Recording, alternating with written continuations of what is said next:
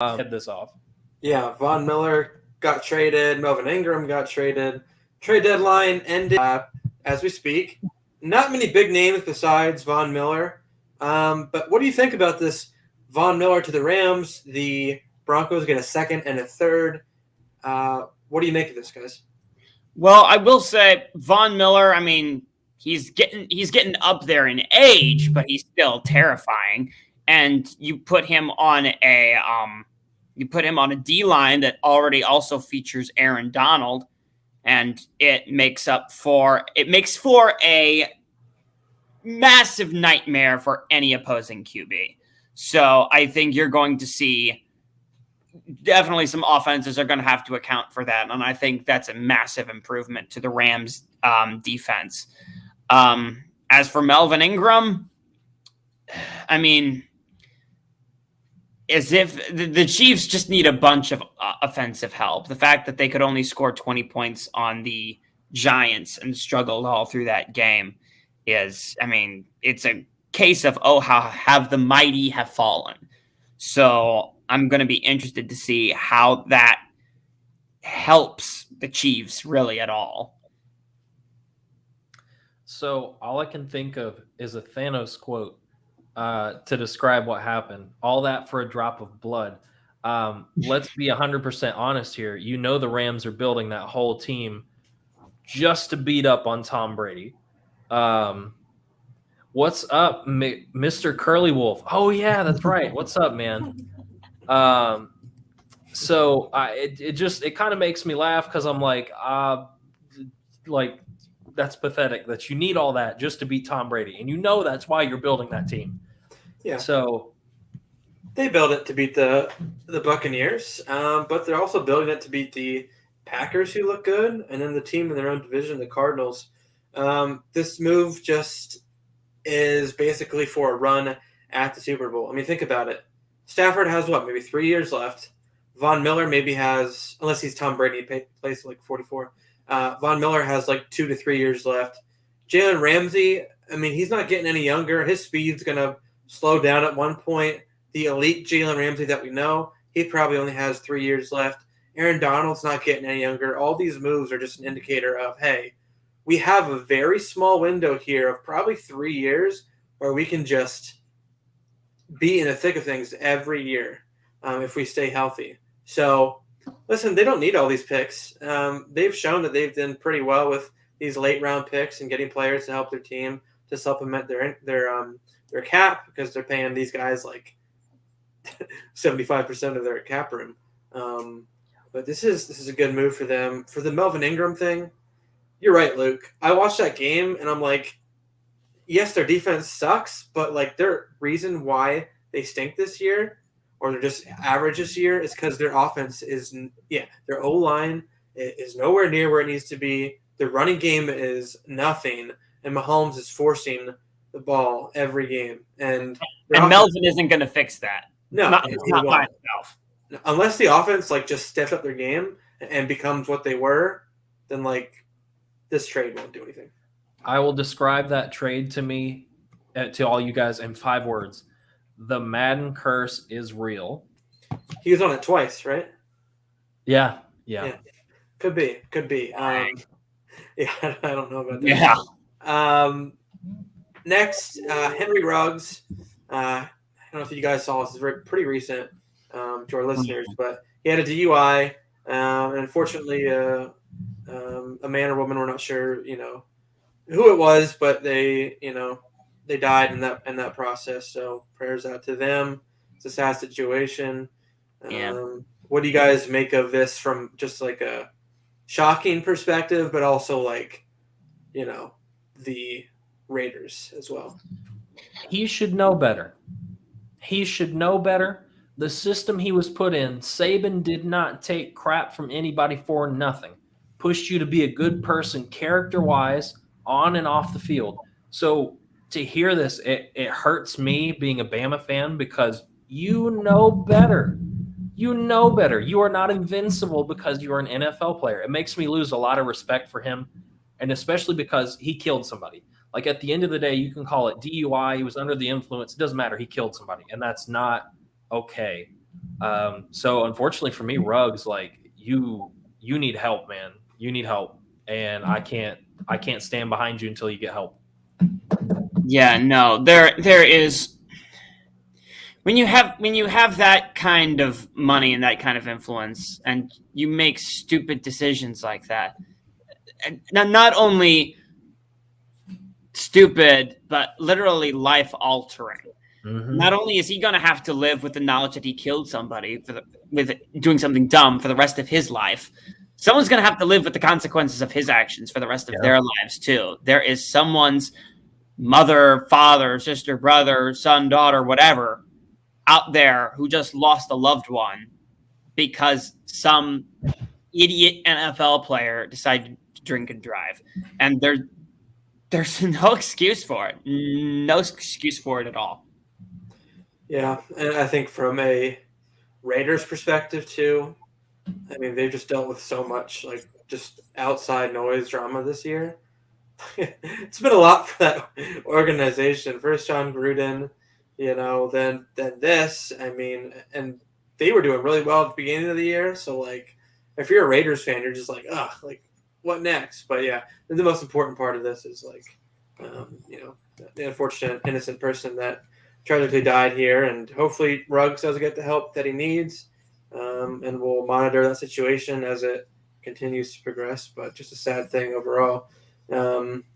Guys, Derrick Henry, the best running back that I've seen in a while, the league leader by like 300 yards. He might be out for the year. What do you guys make of that? And does that hurt the Titans' chances here? Does it hurt the Titans' chances? Well, I know it's a Is yes. the Pope Catholic? Yes. No, of course it hurts their chances. And you have a weapon like Derrick Henry who can catch the ball out of the backfield, can make you miss, and then when all else fails, he'll just enter semi-truck mode and just mow you over like you were grass. Yes, of course that's going to hurt your chances. And really, now it comes down to what? Ryan Tannehill trying to pull the Titan offense into relevancy. They're in a pickle. They are in a pickle. I'm with you, Curly Wolf. It is painful, very painful, and I get that. Someone that totally isn't famous and not a millionaire, and they're dead. And it takes 2 seconds to say, "Hey, maybe I should take an Uber. Hey, maybe I shouldn't be out driving." I'm with you, man. I get it. Back to what we were talking about. So I didn't know this, and I just found this out earlier when I was reading through. Derrick Henry stayed in the game after he got hurt, continued to play just to beat their division rivals. Like, yeah, okay, stupid, but also what a monster. Still outplaying people on an injury. Like, that's you can't beat that. Like, he should get the MVP now just because of that. Like, I'm sure all their other division rivals are extremely grateful. Yeah. He's already thrown a touchdown pass, and now he's played through a severe injury to beat the crap out of the Colts. Give him the MVP. Honestly, I haven't seen a non-quarterback more worthy of an MVP than him the last 2 years. Like, he's their entire offense. Yep. Like, look at Arthur Smith now with the Falcons.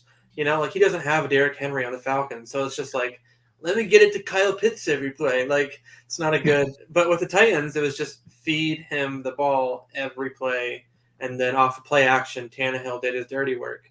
And Tannehill's never that great of a quarterback, but why is he succeeding there? Because he has such a good run game with Derrick Henry. Obviously, yes, that was a stupid question. Does it hurt their chances? Yes, but I had to ask it. I don't think Julio Jones and A.J. Brown – do you think they can carry a good offense, all of them together, or is this just right? There's such a massive difference between Derrick Henry and Ryan Tannehill, even without the difference in just position. But if AJ Brown and what was it? Julio, yes, thank you. If AJ Brown and Julio Jones could throw themselves their own passes, then maybe. But that's No, not because here's the thing. Now, what defenses are going to do? What defenses had to do when going up against the Titans is they had to flood the box. They had to flood the box to contain Derrick Henry and make sure, okay, this guy isn't going to beat us single-handedly. And so that just made the job that much easier for Ryan Tannehill. Julio was open. AJ was open. Now defenses don't have to do that. They can spread out, go back more in coverage, and it's going to become that much harder. And so the next man up on Tennessee's depth chart, we're going to see how good the offensive line is creating for someone who isn't Derrick Henry, and we're going to see, the quality of the person up behind him. See, sure. I'm not sold on. Sorry, Kyle. I'm not sold on Tannehill, and here's my biggest reason: he doesn't even pass first. That's not his first instinct. His first instinct is to run. You are not a mobile quarterback, Ryan Tannehill. Like, I could outrun you in an open race carrying like 3 babies on my back. Like, come on, man. Like, you got to throw the ball. And am I wrong? He doesn't throw the ball unless he has to. Well, he's not a mobile quarterback in the sense of Lamar Jackson, Jalen Hurts, Kyler Murray, Russell Wilson. But he did play receiver in college. So, like, he is athletic, but that's probably the best part of his game because he's not a great thrower. Like, he has to throw the ball for this team to succeed without Derrick Henry. But, like, when you're not that great of a quarterback and you're more just of a system guy and athlete, I don't know how that's going to, bode coming after Henry's just not there. Especially when that system is not predicated to the pass offense. So they're going to have to make sure they run the ball, and hopefully Jeremy McNichols can carry the load. Or who did they sign, Kyle? Adrian Peterson. My gosh. That dude just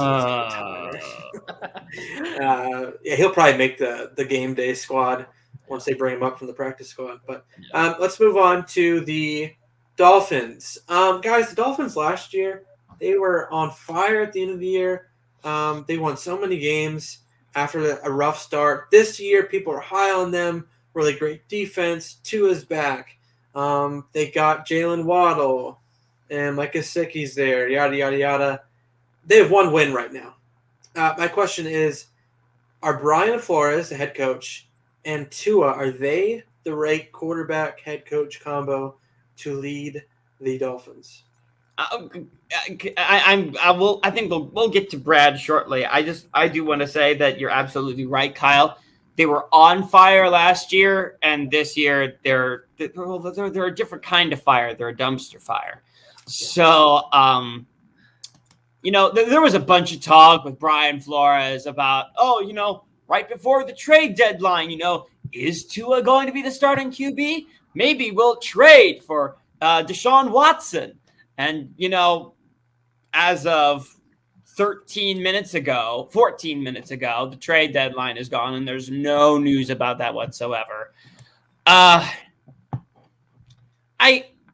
like Tua. I think that if he weren't so injury prone, he might be more able to lead people to a championship or lead people to at least some form of NFL success.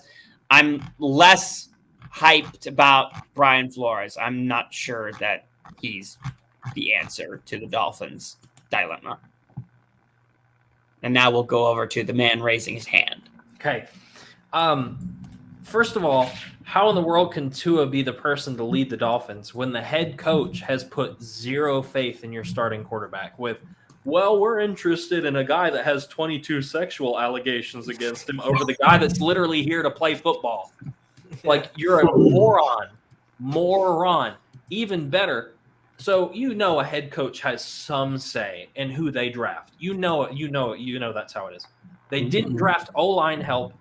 They didn't draft a running back. They didn't draft anything besides a receiver and said, all right, Tua, you're set. There you go, buddy. Of course he's going to fail. He's got nothing. And I'm tired of hearing people crap on him because it's not Tua's fault. Yes, Tua is very injury prone. It's very lucky that he's still playing football. The injury he sustained in college, he should have never come back from and been nearly as good as he is. I will say that. He's very injury prone. But when you don't supplant the guy, when you don't support the guy with stuff to help him, you're just cutting his legs off from under him and saying, why can't you run? Like, it's such a stupid question because it's Brian Flores and upper management's fault. Tua could play better. Yes, you have Waddle, you have Gesicki, you have Devontae Parker. Will Fuller is still those guys are always hurt. Parker, Fuller, their offensive line, like they have a lot of injuries at their skill position players. I don't blame Tua though. That was my whole point. Yeah, I don't think anyone does blame Tua. I'm not going to put all the blame on him, but there is some there. But not the majority of it. Yeah. Ew, insurance. I don't like it, man. We will be happy to answer all your trade questions next episode, which will be tomorrow at 5. Come hang with us. Love Texas. We'll hang in the South, man. I'm from Alabama. We'll stick together. Yeah, no, this is one of the few sports shows you can watch now and not have to worry about insurance commercials. He's not wrong. Where are we now? Speaking of insurance, Mike White was insurance for the Jets this last week. Nice segue there, Kyle. Thank you. Because Zach Wilson got hurt. So Mike White stepped up and had a killer performance against the Bengals. Where did that come from? They asked Robert Saleh, is Mike White like the guy? And Saleh said, anything's possible. You think this is stupid? You think this is a one-hit wonder? What do you guys think about Mike White and the Jets' chances? Dude. I will talk about it later. Luke, go for it. They won one game by only 3 points against the Bengals, which, aren't a bad team. And so, but you know what? If you're the Jets, beating any team is an accomplishment. So I just go, no, it's like, bring in a regular college team. And if the Jets beat them, it's like, storm the field. But so I just go, okay, congratulations. You won one game. I want to see more. I want to see him actually start winning some games in succession before I want to crown him as the best thing since sliced bread. So that's all I'm going to say about it. I see it as just a massive overreaction. For sure. I had to ask because people were making a big deal about it. I'm just like, it's the NFL. It's a week-to-week league. Some teams that are amazing lose to teams that suck. It happens. Unknown players get in there and just do incredible, crazy things, and the next week they're not even on a team. This is what happens in the NFL. Exactly. Brad, I want to know your take on Trevor Siemian with the Saints. Jameis Winston got hurt, and he danced later. We'll talk about that. But Trevor Siemian came in, and the Saints beat the Buccaneers somehow. Do you think – they're 6-2, I think. So, they have a good record. They're a good team. But do you think they're playoff caliber with Trevor Siemian at quarterback, or do they need to go somewhere else? No, is the short answer. They are not playoff caliber. They weren't playoff caliber with Winston either. I'll take the hot take there. I think the best thing about that team so far is the defense and some weird running back named Alvin Kamara. Don't know if anybody's ever heard of him or not. I think those are the only two successful things. You don't have any wide receivers. You barely have a freaking tight end. I'm not scared of Winston throwing the ball, which his best game was wasn't it 100-something yards and 5 touchdowns? It's not like he's slinging the ball downfield. He doesn't scare me. Neither does Siemian. I always want to mispronounce his name, but we're not going to say that, boys and girls. This is not an adult show. However, it doesn't matter who the quarterback is. Tom Brady cannot beat the regular season Saints. That is his biggest downfall every freaking year. The Saints come out of nowhere and beat the crap out of Tom Brady, but then Tom Brady will win a Super Bowl. So it makes you wonder every year, are the Saints the Super Bowl winners? So no, Simeon is not the answer. Honestly, sign Cam Newton. Sign Cam Newton. If you want to devote yourself to the run game because you don't have receivers, sign Cam Newton. Then you have Cam Newton, Mark Ingram, and Alvin Kamara. That is not a bad backfield to play option with, to run around and toss the ball. I mean, yeah, he's not going to throw the ball 60 yards downfield. He doesn't have the arm for it anymore. Every NFL team knows that. It's not a secret. But I don't think the Saints are contenders. I'll go ahead and take that spicy take early. What if Philip Rivers comes out of retirement? Then they might have a chance. They might have a chance. I heard a little rumor of it. Just want to throw it out there. I'd laugh.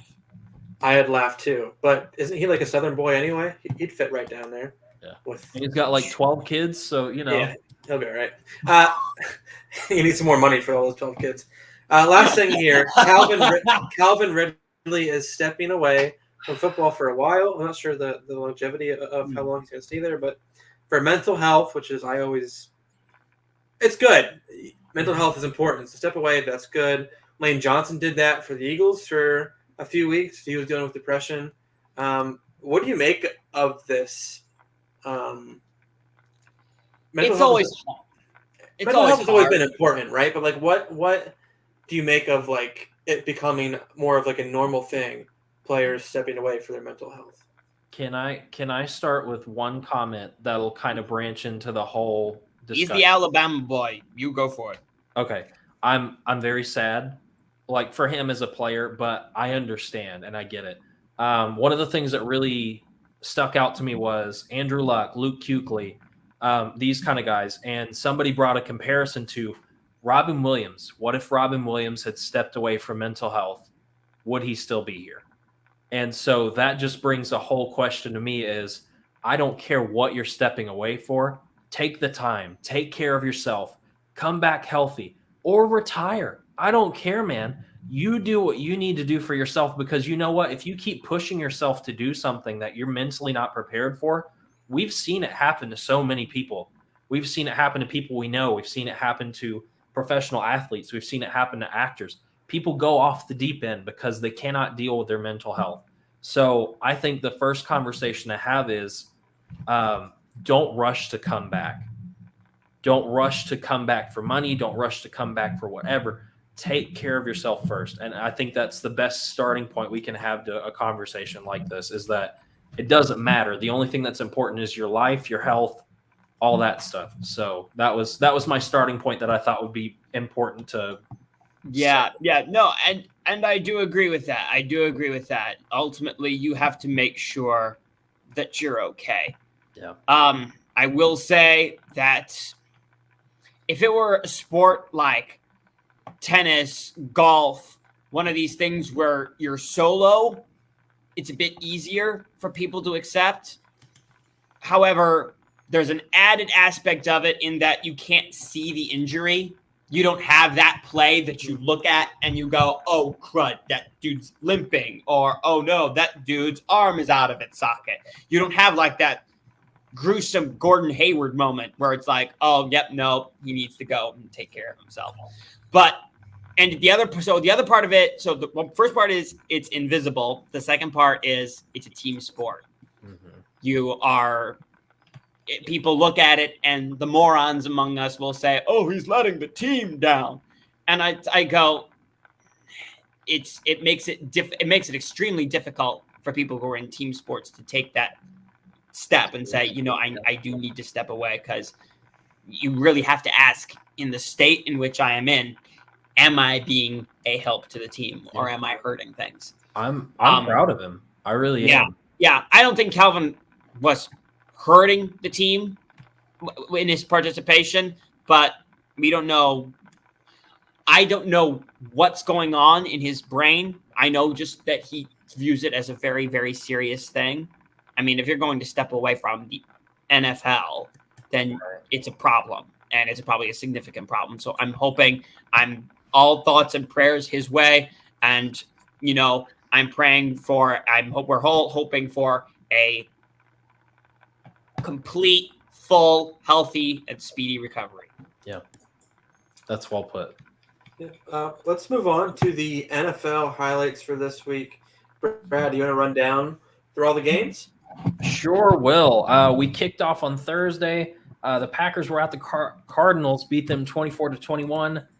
Panthers at the Falcons in a snooze fest, 19-13 Panthers. Bills played the Dolphins 26-11. That was a lot closer than I expected that game to be. The 49ers actually beat the Bears. I wasn't sure it was going to go down that way, 33-22. The Steelers, in another snooze fest, beat the Browns 15-10. The Eagles showed up for a Sunday, strangely. They remembered their schedule and beat the Lions 44-6. The Titans beat the Colts in overtime 34-31. That was a really good game. I did get to see a lot of that one. The Jets beat the Bengals in a weird surprise 34-31. The Rams slaughtered the Texans 38-22. Shocker. The Patriots beat the Chargers 27-24. That one was a real shocker. That kind of was not how I thought that was going to go. The Seahawks beat the crap out of the Jaguars 31-7. The Broncos beat the Washington football team 17-10. I was really confused about that final score. The Saints beat the Buccaneers. We talked about that 36-27. The Cowboys beat the Vikings 20-16. And then the Chiefs narrowly escaped the New York Giants 20-17. This was a weird week. Who would like to take a weird game? Yeah, I'll take the Eagles just because I want to. I don't like talking about my team, but this is really surprise! It pisses me off. You wait 8 games to run the ball. Where was this the first half of the season? Yeah, and you didn't even have Miles Sanders, and Kenny Gainwell didn't even do anything. It was Boston Scott and Jordan Howard. Haven't played all year, and they do this. I get it's against the Lions, and I get the Lions stink, but you finally know what your identity is. Your identity has never been pass the ball 40 times. Not with Jalen Hurts. It's run the ball with your stable of running backs and your pretty good offensive line, and Jalen Hurts who can also run. It's incredible that it took them 8 weeks to run the ball and also to use Jalen Reagor, who got hurt, in more of a just split out wide receiver coming in the middle of the field. They used him in a bunch of different ways, and it took 8 weeks to do that. Also, it took them 8 weeks for their defensive coordinator to blitz the quarterback. They were 31st in blitzing the quarterback in the NFL up until this week. Why does it take you so long to do that? It's incredible. Here's what I think is happening is Howie Roseman and Jeffrey Lurie, the owner, are like, hey, we want to stink this year. We don't want to win, so be vanilla as possible. And then Eagles fans started getting upset and calling for their heads. So they're like, okay, let's win a game against the Lions. Do what you need to do. So I won't be surprised if next week they lost. But does it shock you that they're trying to do that? No, it doesn't. I'm not saying they are, but it wouldn't shock me if they were doing it. So yeah, great game. They killed them. Congratulations. The defense looked good. They got a lot of pressure on Jared Goff, who looks horrible, by the way. But you can't really take away and be like, oh yeah, Eagles did really well. They're a good team. No, it's just it's the Lions, and they did stuff in this game that they should have done the entire year. So, if no one cares, I have a very sarcastic take on a game that I'm sure everyone will enjoy. Well, then go ahead. Steelers at Cleveland. Oh, God. What happened? It's like somebody said, hey, there's a line on the field in case you guys are curious to know how to score. If you get past that line, you get points. You know that, right? And both teams were like, nah, I just want to beat up the other team. Let's score. What? Who does that? You both are supposed to be decent in your division. And I didn't have a game to watch this week because the Ravens are on a bye and Alabama was on a bye. So I had nothing. So I turned that game on. I was at B-Dubs with the pastor and Devin, and we're watching games, and he goes, this game kind of sucks. I'm like, yeah, I know. It's terrible. It was so bad. The run game wasn't there. The pass game wasn't there. It was just kind of like, hey, whoever manages to put the ball over there, I guess you win. Like, if you move it 20 yards on this drive, you win. It was pathetic. Like, the Steelers' defense has not been amazing this year, but finally they showed up, first of all. Second of all, the Browns couldn't get their run game going. What have they done all season? All they've done is run. How do you get Nick Chubb back and run, like, barely at all? And then, hey, let's throw Johnson in there too. Let's throw Dearness Johnson in there. Why? Like, it didn't make sense. This whole game was stupid. And then Big Ben and key plays. I'm going to throw the ball. Oh, incomplete. Oh. And then he'd get up and go. He's a moron. He's the worst quarterback in that division. It was a snooze fest. I'm so sorry if you watched that game. Wow. Hey, but you know that was a take. That was a take. I'm gonna go talk about Chargers Patriots. We were all talking about how fantastic the Chargers have been all season long. They get blown out by the Ravens. I'm sure one of us is happy about that. And then they lose a squeaker against the Patriots. And now I feel like the conversation has shifted in like, oh, we've been bamboozled by the Chargers. I'm like, no, they lost 2 games in a row, one of which was a close game. It's like, I feel like the NFL lends itself, football in general lends itself very, very well to massive overreactions. I mean, it happens in college and it happens in the NFL. And I don't think this is correct just yet. Oh, I clicked the wrong button. I'm sorry. My bad. Darn. Poor Brad. He hit the wrong button. Oh, crap.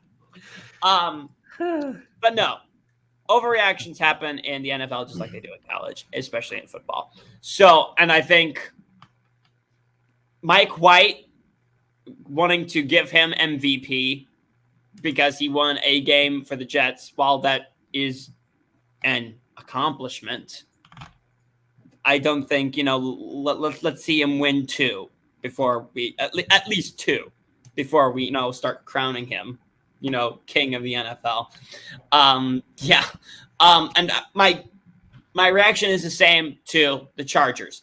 Let them lose 3, 4 games in a row before we're starting to question, is Justin Herbert and the Chargers, are they falling apart? It's like, no, they lost 2 games. Now, granted, one of them was a blowout, but that was last week. This is this week, and they lost against a Patriots team that is surprisingly good. And I will say, Mac Jones is looking very good.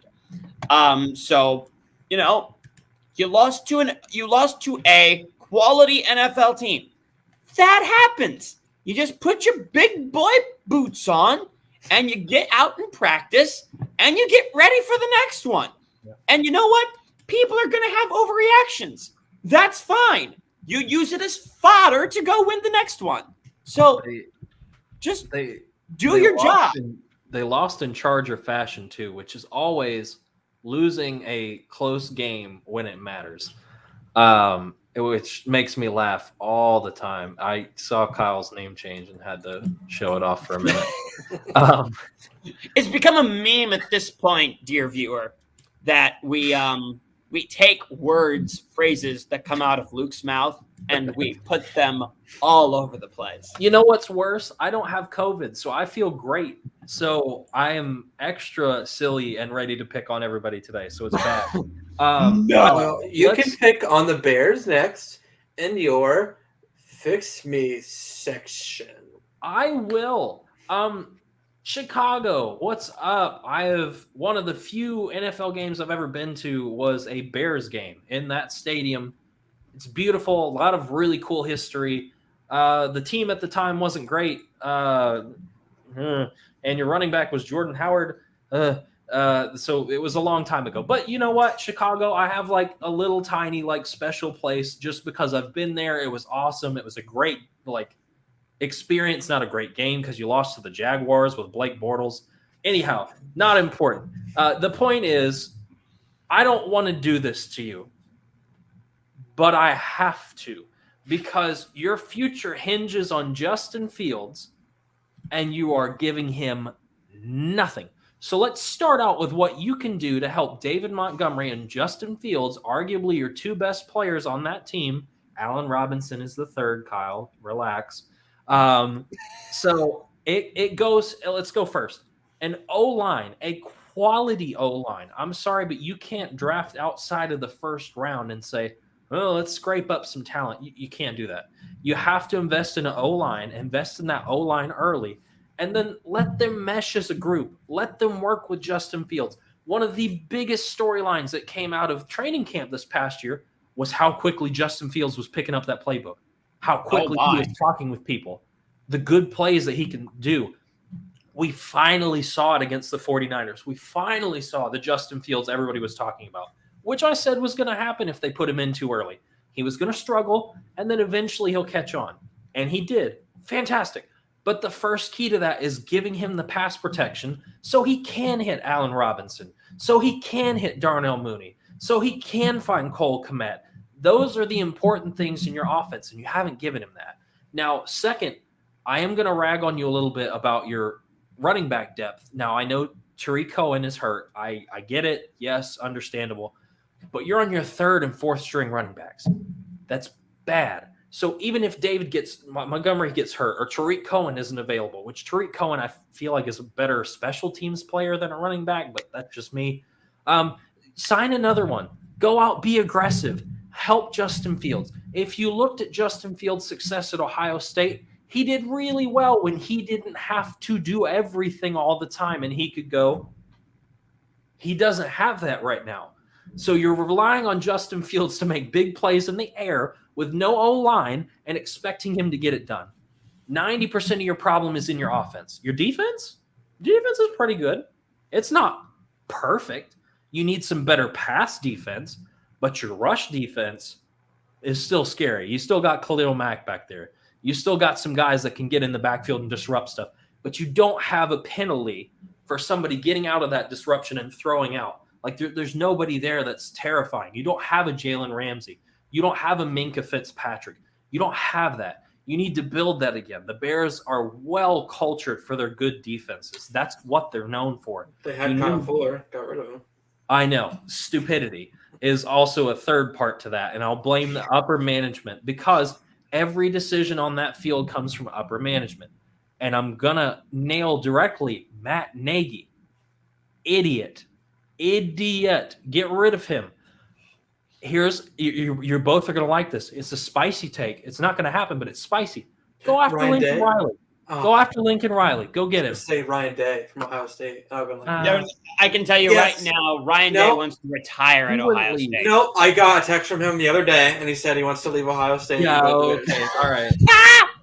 But think about it. You could get the quarterback whisperer, is what he is literally called at Oklahoma. Take him in with Justin Fields. Could you imagine Justin Fields with Lincoln Riley in an NFL setting where this guy can say, I know how to cater an offense to a good quarterback with a good arm who's smart, because most of the quarterbacks besides this current one, Spencer Rattler, have been incredibly intelligent first and a good athlete second.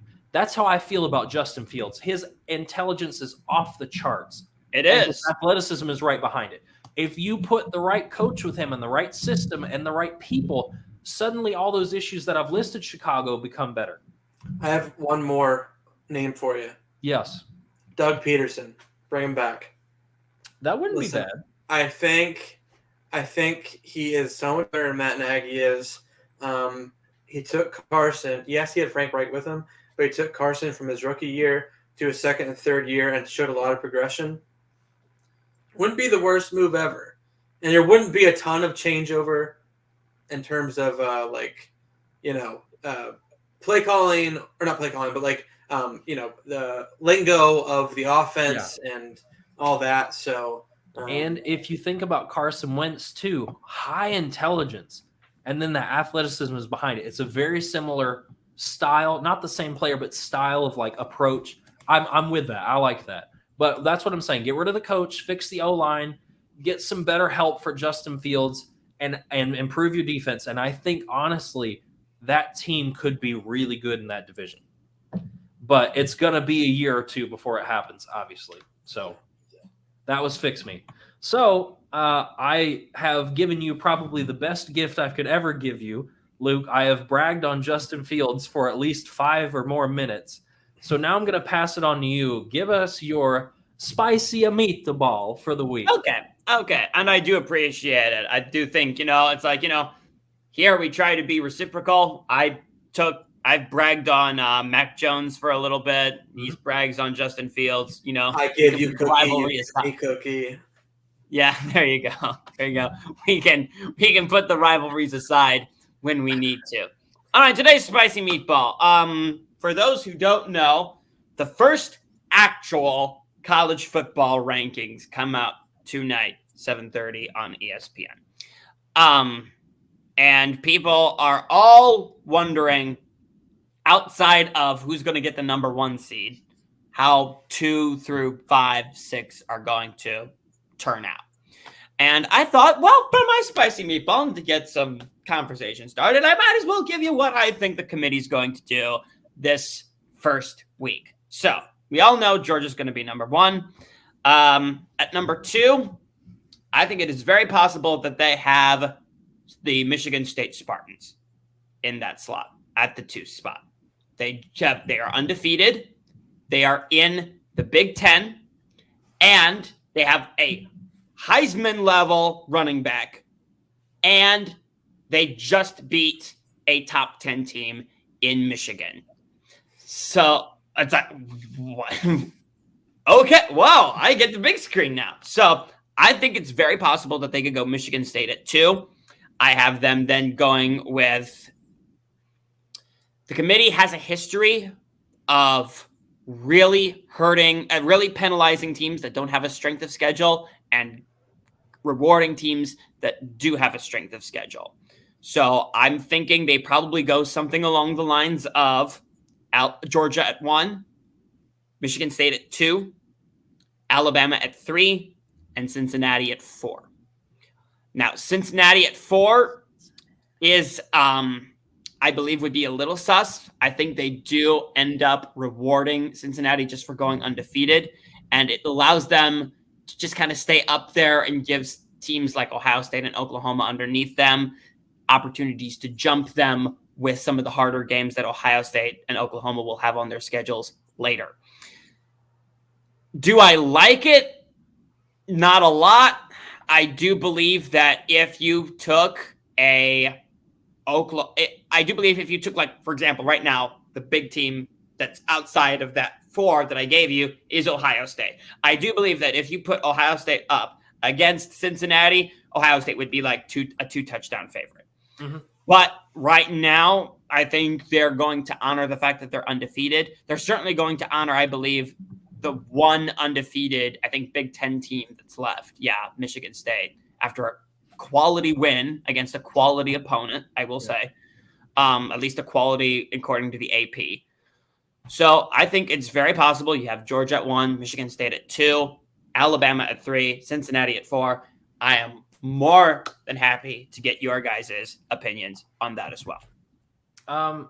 I hate Cincinnati at 4. I understand it, but I hate it because who are they going to play? If we're rewarding strength of schedule, I would rather take a one-loss. I'd rather take a one-loss Ohio State, and then if Ohio State loses or whatever, what have you, then I'd rather have one-loss Oklahoma before I ever touch or sniff Cincinnati, because Cincinnati almost lost to Navy and Tulane. Like, you can't do that.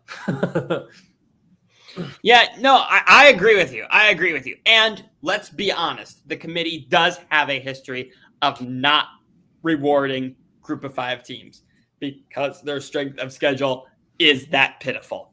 Yeah. And it's like what's helping Cincinnati right now is that they have a win against Notre Dame. Yep. That's the only reason they are as high as they are. They knocked off a quality opponent there, and we have to give them kudos for that. But is one win against Notre Dame impressive enough to put a group of 5 team that outside of that, their schedule is horrific, into the top 4?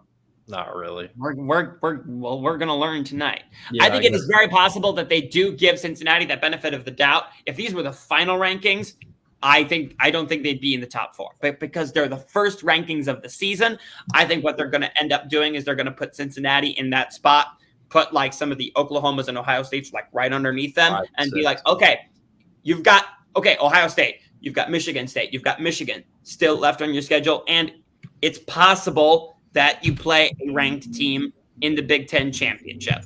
You're going to have more than enough opportunities to impress the committee and put them and to jump Cincinnati. Yeah. Same with Oklahoma. Now, Oklahoma is undefeated. So I think it's very possible that they might put Oklahoma at 4, although it'd be hard for me to say who would win on a field between Cincinnati and Oklahoma, because both, I believe, are in the same position. Sus. Yeah. Yeah. So it's going to be very interesting to see what the committee does, but I do think they're probably going to be hotter on Michigan State than maybe some of us realize. Maybe. Cool. I'm going to put everything back and then we'll move on. But yeah, you might be right, but I hate Cincinnati. Anyhow, speaking of Cincinnati being garbage, guys, let's take out the trash for the week. I like it when I don't have to take out a lot of trash as a chore, but there was a little bit going on this week, and I stayed quiet on purpose so Brad could freak out about it now. I'm going to take it off the screen so I can see everybody. Sorry, that was kind of cutting you off, Luke. Robert Saleh. Why would Mike White be your starting quarterback from now on? You don't draft a guy in the second position in the first round, win one game with the weirdo from the XFL, and then say, he's the new starter. You'll never know. Like, I understand you want to sound clever. I understand. I see it. I understand you want to be like a smart coach that doesn't, thank you, that doesn't make like stupid decisions, but he won one game. So what? Are you just giving up on investing in Zach Wilson? Like, that's stupid. If that's what he's going to do, Saleh needs to be out at the end of the year, and y'all need to look for another new head coach. Like, Urban Meyer. This isn't Jimmy Garoppolo and Trey Lance. Brady. Oh, yeah. This isn't that situation where there is a clear-cut Jimmy Garoppolo sucks and Trey Lance is the best thing you have.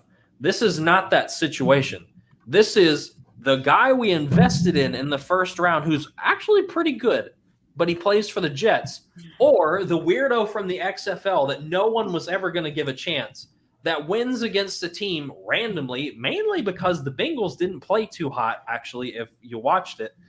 And then suddenly we're going to overreact and say, Mike, what?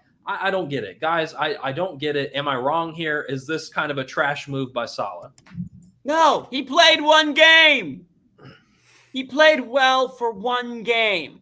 Now, do I believe that Mike White earned himself some cred and earned himself maybe an opportunity to play later on? Yes. I don't think you have a game like that and you say, okay, now you never get to play again. You have to give him some opportunities. I don't know where those opportunities would come, but if he plays that well his first time out, you might be beholden to give him at least another shot to see if he continues to prove you wrong. Yeah. That just threw me off. So second here, Katie has been around for a while. He's not an idiot. And yet he launches a ball into the stands. Why? Like, I get your frustration, but spew off. Go talk to your teammates. Say a lot of really nasty words about whatever you're mad about. But chucking a ball at people that are paying to come see you and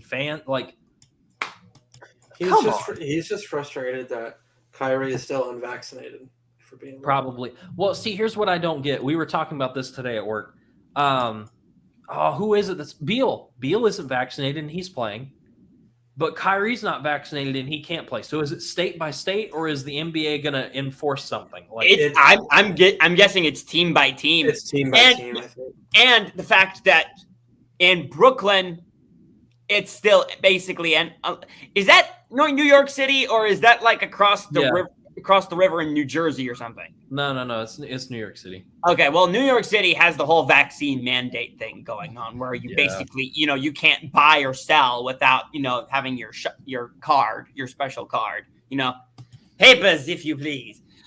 So, and I'm not going to offer an opinion on that because this is not the place to offer said opinion, but I do have strong opinions about them. You can ask me about them later. But it really is. If I'm Kyrie Irving, I'm just going to say this right now. If I'm Kyrie Irving and I want to play basketball at some point in my career, I'm going to the leadership of the Nets organization and saying, hey, if you can't find a way for me to play with keeping the status quo the same, if I have to get vaccinated to play for this organization, then I need to request a trade. Yeah, I get that. Just trade me over to the Orlando Magic, where I can play in Florida and I don't have to worry about a vaccine mandate. Right. It's like, send me somewhere where I can play. I understand having to miss the occasional game where we travel to somewhere like, San Francisco or New York or any other place that has one of these mandates that, they're literally preventing people from playing. But, there are unvaccinated players still playing in this league, Bradley Beal being one of them. They're just on teams that allow for that to happen. And so Kyrie needs to think about it and go, hey, maybe Brooklyn is not the best fit for me anymore. Mm-hmm. Maybe so. Let's get to one last one, and then we're going to start speeding up our episode here a little bit. So Winston is a freaking idiot, so I'm going to go ahead and tell you why. I thought we all knew that already. He gets hurt, gets taken to the locker room, all that stuff. It's a bad injury. Everybody knows it. Then there's a video that comes out of him dancing in the locker room on his injured leg with his crutches. And then shortly after that, the Saints announced he has a season-ending injury. I'm like, yeah, maybe if you didn't dance on it, you freaking moron. Like, ooh, what? Like that was his season that ended was Dancing with the Stars. Apparently, I'm done with him. Cut him, Saints. He's not worth it. I have my own personal opinions on him from his Florida State days. I hate him. I think he's a student at Florida State. I have to say I don't hate him, but I'm not going to say I like him either. That's fair. Fair enough. That is our taking out the trash. Kyle, would you like to take us into Flashbang? Yes, I will change your name. I'm sorry. I had to do it to you. Yes, Flashbang. Let's go to that. Flashbang, Rams or the Packers? Brad. Cardinals, because they're better than both teams. Packers got lucky. Oh. I'm going to say Rams because now they have Von Miller, and they're just now even worse. Cool. Even better. Kenneth Walker or Bryce Young? Brad. Bryce Young, because Kenneth Walker benefits from not having a real quarterback. I'm going to say Kenneth Walker because he has to overcome not having a good quarterback. Oh, interesting. All right, CJ Stroud or Caleb Williams? Luke. It's going to sound biased, but I got to go with CJ Stroud because, Caleb Williams has only been doing it for half the year.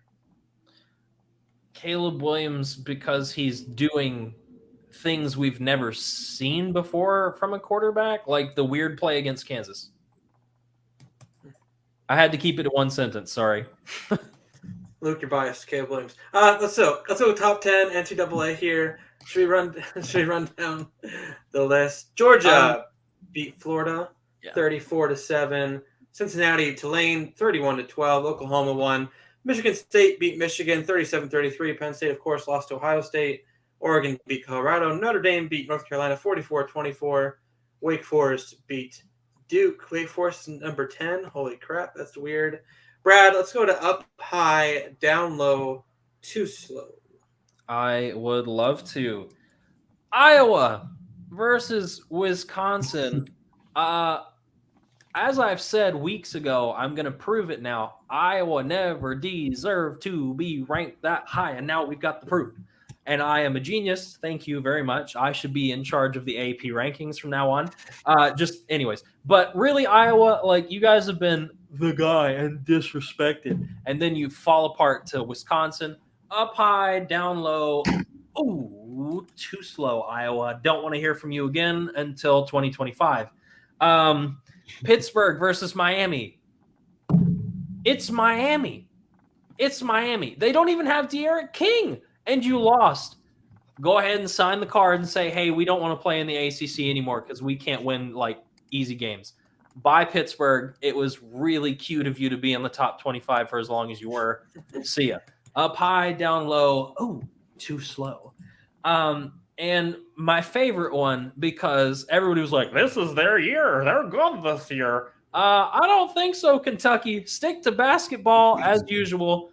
You can't lose. Come on. Alabama beat Mississippi State, and they didn't score a touchdown. Meanwhile, Mississippi State comes out here and says, to you, Kentucky, up high, down low. Oh, too slow. Goodbye, Big Blue. Don't want to hear from you again either. Big Blue is a bit blue today. Yeah. Let's go to overrated. Overrated. Oh, shoot. I can't clap. I'm white. I can't clap. Overrated. I'll start off with Penn State and James Franklin. You're overrated. Listen, I'm not going to say you suck. I'm not going to say you're trash. You're the worst team ever. But I told y'all in the beginning of the year, yes, Penn State's a good team. They've got a solid defense. But what's holding them back is their O-line and their quarterback. I know Clifford at times has played well. But listen, look at all these top teams. Look at their quarterback. Look at their O-line. They move people when they want to, and their quarterback can make plays, or they run the ball down your throat, and they can't really do any of those, 100%. Their receivers, their tight ends, they always are churning out really good guys. Jahan Dawson's one of the best receivers in the country. Keandre Lambert, Parker Washington, their tight ends are catching the ball pretty well. But, like, their running game has never been good. The only times where it's been good in James Franklin's tenure has been Saquon Barkley and Miles Sanders, who at the time were, like, elite running backs and just, like, made things happen when there was nothing going on. So, like, they need to get that figured out in order for them to take the next step. I don't know if they will, because I don't know if James will stick around. Michigan, you are overrated. Listen, you're overrated every year. Like Brad said with Iowa or with Kentucky this year. Oh, this is their year. Like you said, Michigan, they win one good game, and people are like, oh, this could be the year where Jim, John, Jingleheimer Schmidt, I don't care. Harbaugh. Doesn't matter.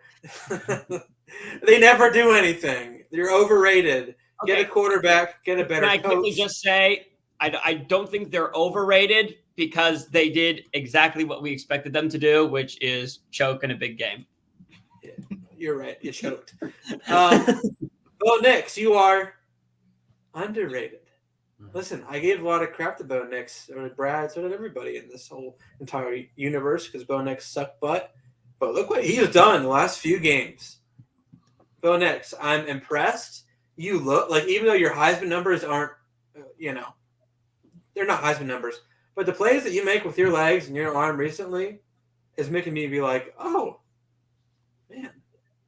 Like, if you had a little bit better team around you and threw the ball, a little bit better, you probably could be a Heisman candidate with the plays that you are making. They looked pretty bad in the beginning of the year, especially against Penn State, but Bo Nix, you're turning it on.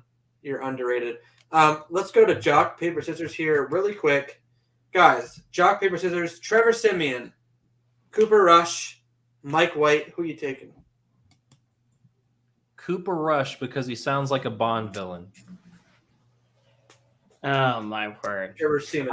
I'm kidding. I will take Cooper Rush because if you want to take somebody that, like, shouldn't have helped them win that game, it would be Cooper Rush. Like, yeah, Mike White, sure, whatever. I don't believe it. I think it was a fluke. But Cooper Rush actually looked pretty good, and I don't believe in Trevor.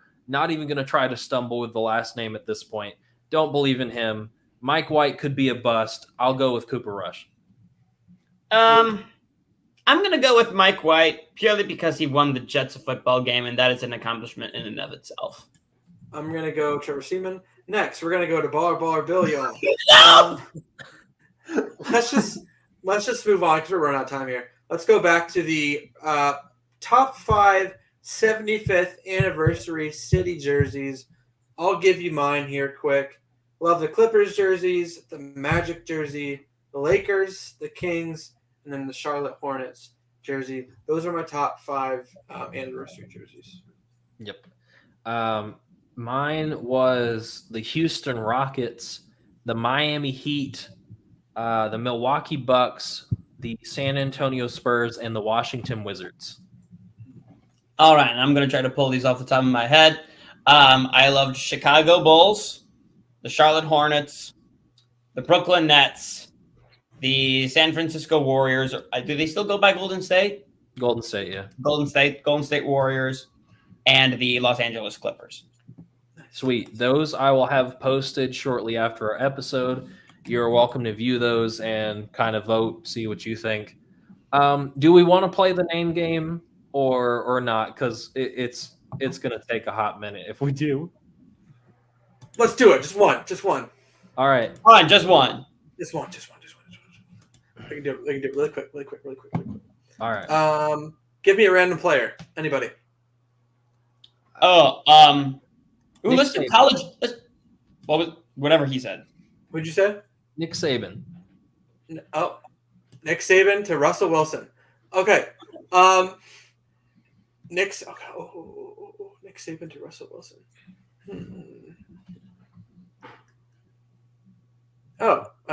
Nick Saban coached Jaron Reed, who's on the Seattle Seahawks with Russell Wilson. Sweet. He I did thought that was it! going to be a lot harder.